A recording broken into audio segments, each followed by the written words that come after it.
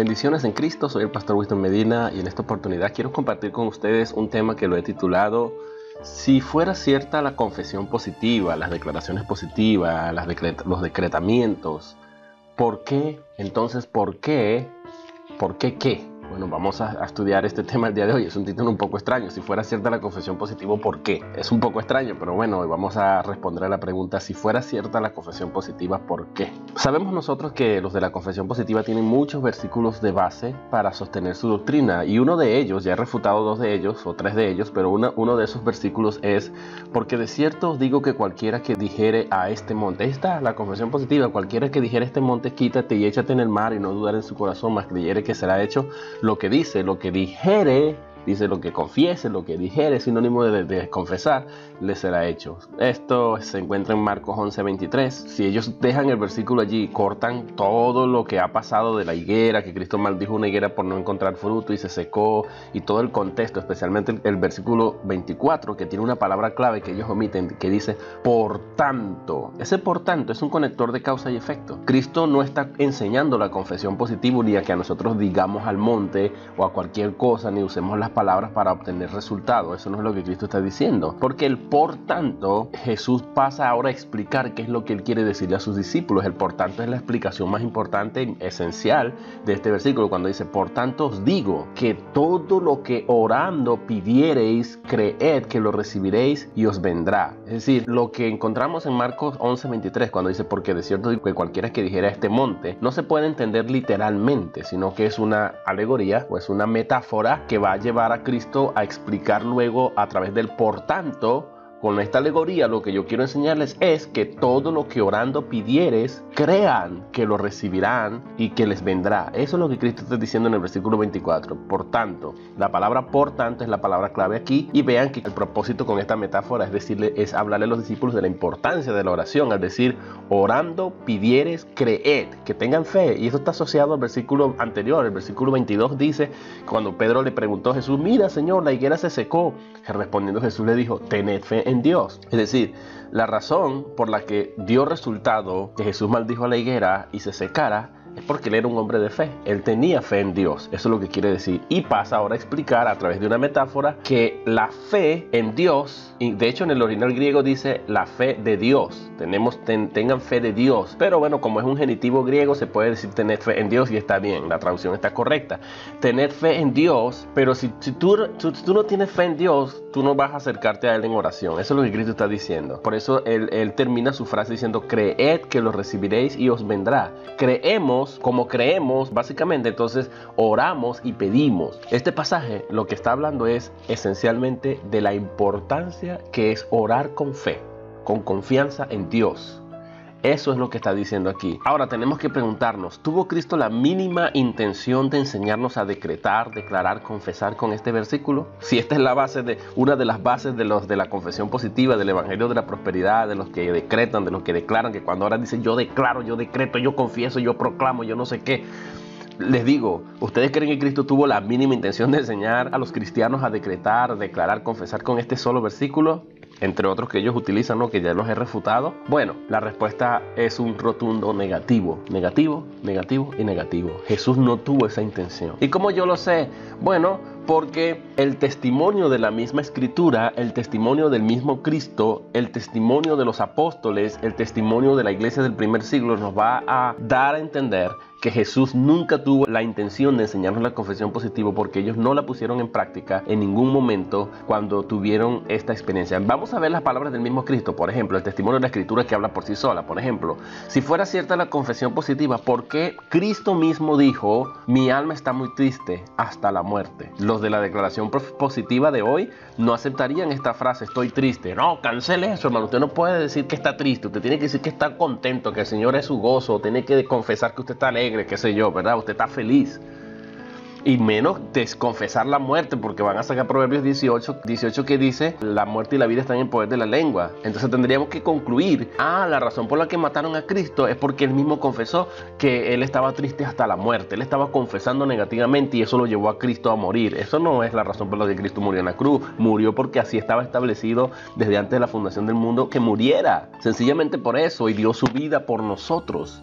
No es porque Jesús estaba confesando negativamente, pero Jesús se está contradiciendo si el propósito de él fue enseñar en Marcos 11:23 que cualquiera que dijere a este monte tal, le estaba enseñando la confesión positiva, porque aquí no está confesando positivamente, aquí no está decretando, aquí no está declarando. Él pudo haber dicho, tuvo que haber dicho, yo no estoy triste, aunque mi alma me diga lo contrario, yo estoy feliz y no voy a morir y enfrentar a la muerte de esta manera. Pero no, Jesús aquí confiesa negativamente. Otro pasaje se encuentra aquí en Lucas 9:21, el anterior es Mateo 26:38, ahora Lucas 9:21. Jesús va a decir, es necesario que el Hijo del Hombre padezca muchas cosas. Padezca, un momentico, Cristo, eso es una confesión negativa, pero tú no acabas de enseñar la confesión positiva en Marcos 11:23, y dice, y sea desechado el Hijo del Hombre de los ancianos, de los príncipes, de los sacerdotes y de los escribas, y además dice, y que sea muerto.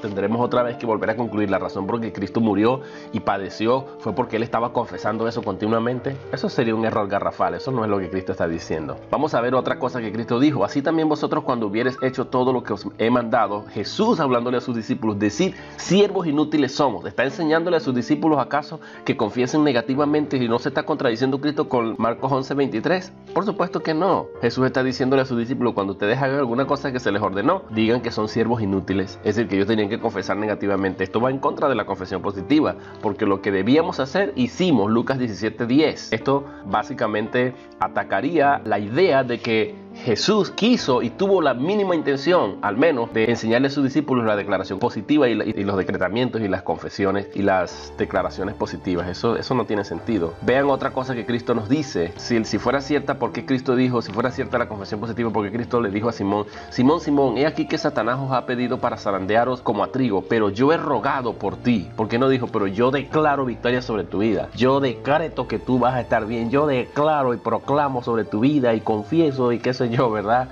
Ato al diablo que te quiere perturbar. Eso no es lo que Cristo dijo. Lo ato y que no se me desate nunca más. No lo dijo. Dice, yo he rogado por ti que tu fe no falte. Y tú, una vez vuelto, confirma a tus hermanos. Ahora vean lo que Pedro dice. Él les dijo, Señor, dispuesto estoy a ir contigo, no solo a la cárcel, sino también a la muerte. Aquí está Pedro confesando negativamente. Es decir, que si la confesión negativa fuese cierta en la boca de los apóstoles, en este caso Pedro, entonces Pedro tuvo que haber ido a la cárcel y morir juntamente con Cristo. Porque confesó que iba a la cárcel y que iba a la muerte. Se cae por tierra que la confesión negativa de Pedro no lo llevó a la cárcel ni a morir, aunque Pedro murió posteriormente mucho más tarde, pero no con Cristo en el momento en que él lo estaba diciendo. Así que la confesión de Pedro negativa no le hizo ni coquito. Entonces esto también refutaría el hecho de que no podemos decir, oye, nadie puede decir estoy enfermo, nadie puede decir estoy mal, tengo un dolor de cabeza o tengo esta necesidad, porque no, cancele eso, qué sé yo, revoque eso, hermano, porque usted tiene un poder en la palabra, hay un milagro en su boca, la vida y la muerte tienen poder de la lengua. Eso es pura banalidades, es lo que la gente está hablando hoy día en las iglesias. El evangelio de la prosperidad, que se parece más a la metafísica,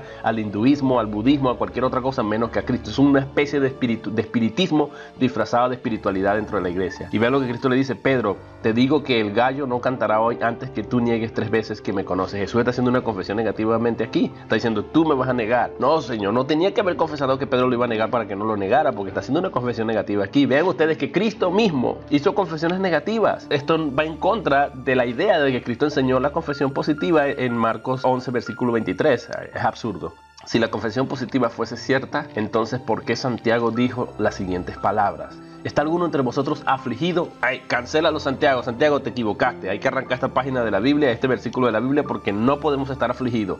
Tenemos que estar en victoria, tenemos que estar alegres y contentos. Así que esto está mal. Te equivocaste, Santiago. Nadie va a estar afligido. Ningún cristiano va a estar afligido. Ahora, la recomendación de Santiago es, ¿está afligido? Haga oración.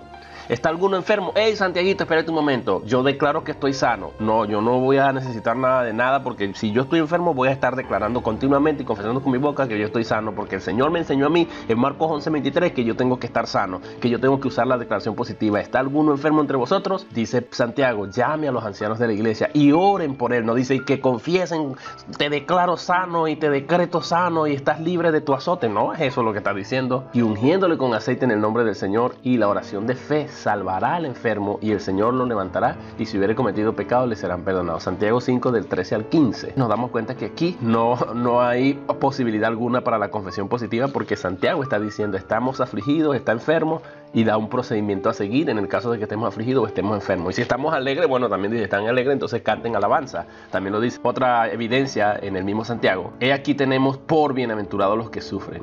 Los que sufren, eso es una confesión negativa, pero Santiago dice que son bienaventurados y trae como ejemplo a Job. Dice, habéis oído de la paciencia de Job y habéis visto el fin del Señor, que el Señor es muy misericordioso y compasivo, porque no hay nadie que haya sufrido más aparte de Cristo que Job. Perdió sus hijos y tuvo tantas consecuencias que, bueno, sufrió realmente. Entonces nosotros nos damos cuenta que Santiago también hizo una confesión negativa aquí, pero dijo, por encima de esto, dice que son bienaventurados los que sufren. Sufrir no es malo, absolutamente no lo es, porque esto iría en contra de la confesión positiva. Si Santiago no tendría que haber dicho bienaventurados los que sufren, más bien tuvo que haber dicho, nosotros no somos llamados a sufrir y yo estoy en victoria. Eso es lo que tuvo que haber dicho. Si la confesión positiva, si fuera cierta la confesión positiva, ¿por qué oraron los discípulos cuando estaban frente a las amenazas de los principales sacerdotes de que no predicaran? Vean ustedes lo que dice, y puesto en libertad vinieron a los suyos y contaron todo lo que los principales sacerdotes y los ancianos les habían dicho, y ellos, habiéndolo oído, alzaron unánimes la voz a Dios y comenzaron a orar. Ahí está toda una oración larga que ellos hacen. Esto se encuentra en Hechos capítulo 4, versículos del 23 al 31. Y cuando hicieron su oración, dice, cuando hubieron orado, no cuando hubieron confesado, se tuvieron que haber parado enfrente a las circunstancias y a los reyes. Declaro que ustedes están derrotados, declaro que nosotros estamos en victoria, declaro que ninguna amenaza me va a hacer daño, declaro. No, ellos acudieron a orar, acudieron a clamar, a alzar su voz al Dios vivo para que los defendiera y los ayudara en medio de las amenazas que estaban recibiendo. Acudieron a la oración, no se pusieron a confesar ni a declarar en contra de las circunstancias que estaban viviendo en ese momento. Oraron, y cuando oraron Dios los respaldó. Ahí vemos el resultado. El lugar en el que estaban congregados tembló y todos fueron llenos del Espíritu Santo y hablaron con denuedo la palabra de Dios. Ahí está. Es decir, hablaron con denuedo porque oraron y Dios los respaldó, Dios los escuchó, no porque confesaron. Aquí vemos que los discípulos no entendieron la enseñanza de Cristo en Marcos 11:23 como una confesión, que Jesús les estaba enseñando a confesar positivamente, porque no, en el medio de una amenaza tuvieron que haberse puesto a confesar positivamente, pero eso no es lo que vemos aquí. Ahora bien, si la confesión positiva fuera cierta, ¿por qué los creyentes, la iglesia en el primer siglo, oraron por Pedro cuando este fue encarcelado, cuando este fue a parar en la cárcel? Vean ustedes este contexto, Hechos 12:12. Y habiendo considerado esto, llegó a casa de María, la madre de Juan, el que tenía por sobrenombre Marcos, donde muchos estaban reunidos orando. Bueno, porque a Santiago, a Jacobo, a Santiago lo habían asesinado y a Pedro lo habían metido en la cárcel. Y aquí encontramos que lo que la iglesia hizo fue ponerse a orar. Se reunieron a orar, no a decretar ni a declarar. Entonces los discípulos no entendieron que Jesús les había enseñado la confesión positiva, o murieron ignorantes de esto por lo que estamos viendo hasta ahora.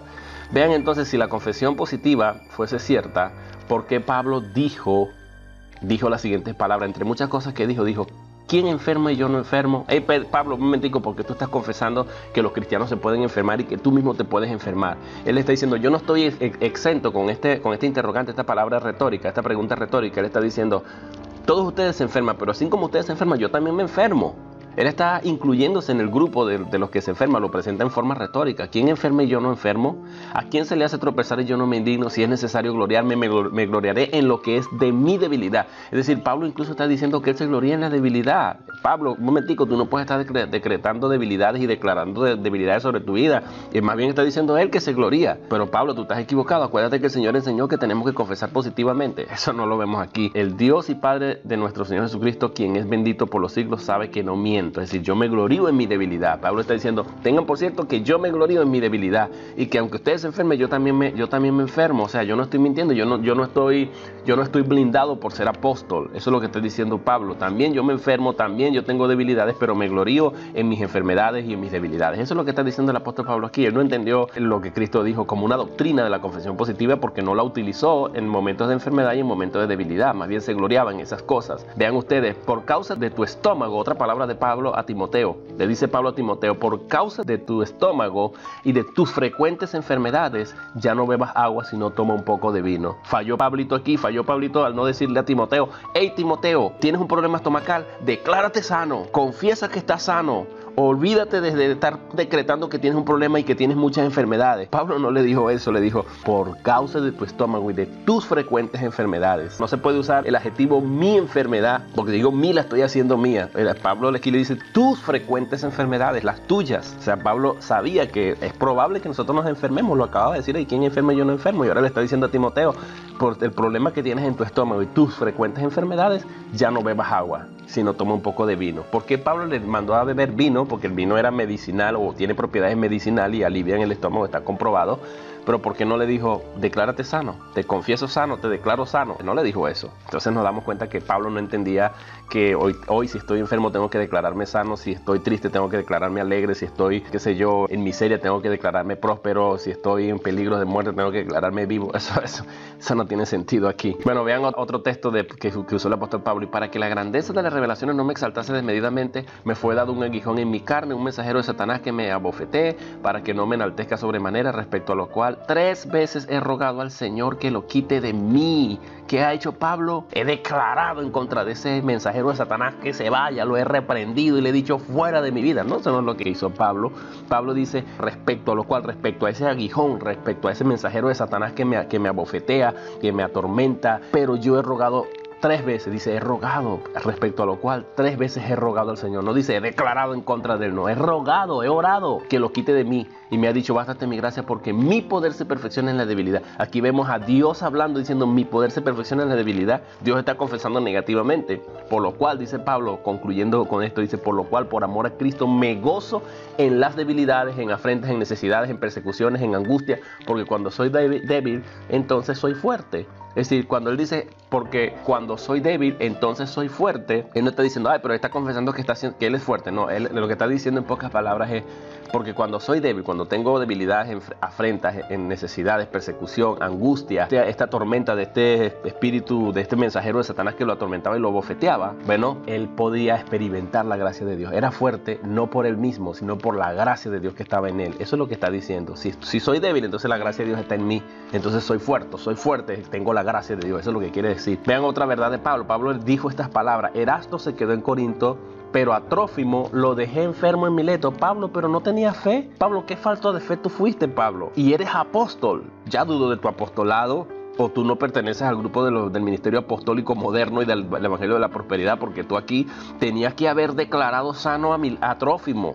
Pero dice aquí que Pablo dejó a Trófimo enfermo en Mileto. Es decir, ya a Pablo no lo acompañó el poder milagroso a lo largo de todo su ministerio. Fue al principio de su ministerio. Ya a finales de su ministerio ya Pablo no operaba en milagros, señales y prodigios como lo hizo al principio. Pero tampoco declaró positivamente a favor de Mileto, diciendo, te declaro sano, para que Mileto se levantara. Esta gente es más ungida. Esta gente del evangelio de hoy, del evangelio de la prosperidad, del evangelio del nuevo movimiento apostólico y de reforma apostólica, son más espirituales y tienen más unción que el apóstol Pablo. Y Pablo dice aquí, lo dejé enfermo en Mileto. Primera Timoteo 4:20. Si la confesión positiva fuera cierta, Pedro, un líder de preeminencia en la iglesia del primer siglo, dijo las siguientes palabras: pero si alguno padece como cristiano, no se avergüence. ¿Cómo es que Pedro está diciendo que si alguno padece como cristiano? Yo reprendo a Pedro. ¿Cómo es eso? Yo no puedo padecer porque yo estoy en victoria, yo me declaro en victoria, lo mío es la bendición, la prosperidad, el bienestar, nada de padecimiento, nada de sufrimiento. Dice Pedro, no se avergüence, sino glorifico a Dios por ello. Es decir, que si yo estoy atravesando por enfermedades, por algún padecimiento que tiene que ver, está ligado a la voluntad de Dios, porque puede ser la voluntad de Dios también, no me debo avergonzar por eso, ni debo andar confesando positivamente, ignorando el problema. Imaginémonos que yo tenga que ir al médico con un tremendo dolor de muela y llego allá al dentista y le digo, ¿qué tiene usted? Le digo, yo no tengo nada, yo estoy sano, yo no tengo ningún dolor, nada, yo estoy fino. Es decir, lo que hace usted es que entonces vaya, los sanos no necesitan de médico. Esto es absurdo. Eso no tiene sentido. Dice Pedro, glorifique a Dios por ello, de modo, y dice otras cosas, pero luego dice, de modo que los que padecen según la voluntad de Dios, es que hay veces que vamos a sufrir y es la voluntad de Dios que suframos. Ahí dice, según la voluntad de Dios es necesario que suframos. Encomienden sus almas al fiel Creador y hagan el bien. Vean la recomendación de Pedrito. Pedrito aquí falló, porque Pedrito tuvo que haber dicho, los que padecen según la voluntad de Dios, reprendan y confiesen y declárense sanos y declárense fuera de todo tipo de sufrimiento y padecimiento. Pero eso no es lo que él dijo. Dice, encomienden sus almas al fiel Creador y hagan el bien. Pónganse a hacer el bien y encomienden sus almas al fiel Creador. Confíen en el Señor, pues el Señor es el que puede ayudarlos a entender su voluntad y atravesar y aceptar la voluntad de Dios en su vida. Eso es lo que está diciendo el apóstol Pedro aquí. Si Dios los quiere sanar, bueno, los va a sanar. Si Dios les quiere evitar el sufrimiento, Dios lo hará. Pero si están sufriendo por la voluntad de Dios, encomienden sus almas al Creador y hagan el bien. Él es el Creador de todas las cosas. Él no está confesando positivamente aquí. Y otro texto, primera de Pedro 4:12-14, el mismo Pedro dice, amado, no os sorprendáis del fuego de prueba que os ha sobrevenido, como si alguna cosa extraña os aconteciese. Oye, un momentito. fuego de prueba. Hey Pedrito, yo no estoy en prueba, yo estoy en bendición, yo estoy en victoria, yo estoy en las nubes, yo estoy en la... Tú estás equivocado, Pedro. Es que el evangelio de la prosperidad, el movimiento nuevo apostólico que tiene la confesión positiva como doctrina y las declaraciones y los decretos, y yo ato y yo desato y yo declaro y yo confieso y yo no sé qué, hermanos, están divorciados totalmente de la Biblia y acuden a nuevas revelaciones para justificar su doctrina, pero estos textos demuestran que ellos no están leyendo la Biblia o no le hacen caso a las partes de la Biblia, a las porciones de la Biblia que los atacan a ellos. Pero aquí vemos claramente que el mismo Pedro dice: no se sorprendan del fuego de prueba que os ha sobrevenido como si alguna cosa extraña os aconteciese. No es extraño para el cristiano que atraviese por pruebas, por dificultades, por padecimientos. Ese es el contexto, el padecimiento, el sufrimiento. Sufrimos los cristianos. El mismo Cristo dice: bienaventurados los que sufren, bienaventurados cuando por mi causa os vituperen. Señor, tú te equivocaste, tú no puedes decirme eso. ¿Cómo que yo voy a sufrir? ¿Cómo que yo? El mismo Jesús en Juan, creo que Juan 16:33, dijo: en el mundo tendréis aflicciones. ¡Ay, te revoco, Señor, te reprendo! ¿Cómo tú vas a decirme a mí que yo voy a tener aflicciones? Hay un divorcio total entre las palabras de Cristo, las palabras de los apóstoles, la palabra de la Biblia y lo que confiesan estos pillos del día de hoy, estos falsos apóstoles, estos falsos profetas del día de hoy. Jesús dice: en el mundo tendréis aflicción, pero confiad, yo he vencido el mundo. Mantengan la fe. Eso es lo que dice. No dice: pero declárense en victoria. No dice eso. Al contrario, más bien dice: confíen. Es lo que dice: confíen, oren, busquen a Dios. Eso es lo que Dios nos dice y es lo que dice el apóstol. No es extraño para ustedes que sufran. Tienen que sufrir. Es necesario que por muchos padecimientos el justo se salve. También lo dice Pedro en este mismo contexto. Entonces, ¿a qué conclusión llegamos, estimados hermanos en Cristo Jesús? Que la confesión positiva es simplemente un fraude y una doctrina totalmente extraña, que los discípulos y los apóstoles de la iglesia del primer siglo, se murieron los apóstoles, se murieron todos ellos en el primero, segundo y tercer siglo sin conocer absolutamente la doctrina, la extraña doctrina de la confesión positiva, de los decretamientos, de esas doctrinas que han surgido recientemente en el siglo XX y XXI, especialmente en el año 1900, aproximadamente en el año 1980 en adelante, cuando surgió el nuevo movimiento apostólico de reforma apostólica y profética. Allí fue que comenzó otra vez a ponerse de moda términos como yo confieso, yo declaro, yo decreto, yo imparto, tengo una impartición y todo ese tipo de cosas que son extrañas y fueron totalmente extrañas a la iglesia por durante 20 siglos casi. Durante el primer siglo, los apóstoles, como lo hemos visto aquí, fue extraña para el mismo Cristo y fue extraña para los creyentes que oraban cuando habían dificultades y fue extraña para toda la iglesia durante 20 siglos hasta que resurgió este nuevo movimiento apostólico que se parece más al hinduismo, con una falsa espiritualidad, más bien un espiritismo disfrazado de espiritualidad, porque están encaminándose hacia el ocultismo, hacia el poder mental y tratando de deificar al hombre, hacer que el cristiano sea un pequeño Dios, como han dicho algunos, que nosotros somos Jehová Junior o somos Dios Junior, un montón de barbaridades que se están diciendo el día de hoy. Huyan, corran y escapen por su vida, porque la confesión positiva no es de Dios y fue extraña a los apóstoles, fue extraña para Cristo y fue extraña para la iglesia durante 20 siglos, y esta es una doctrina nueva y moderna de las nuevas revelaciones que supuestamente han recibido esta gente y han tratado de acercarse a la Biblia con ojos de confesores positivos para tratar de encontrar algún versículo para justificar lo injustificable, porque ya hemos refutado que estos versículos no apoyan la idea de que tenemos que confesar positivamente. Si Jesús quiso enseñar en Marcos 11:23 la confesión positiva, todos estos testimonios que acabamos de leer, el testimonio de las Escrituras y la experiencia que los apóstoles tuvieron y el mismo Cristo, las palabras del mismo Cristo, refutan automáticamente que ellos no entendieron que Jesús les había enseñado tal doctrina que hoy es muy común en muchas denominaciones y especialmente en iglesias, mega iglesias donde hay apóstoles y profetas, y en el movimiento carismático pentecostal. Lamentablemente han caído en eso también y no se discierne con las Escrituras que esto no es de Dios. Necesitamos volver a las Escrituras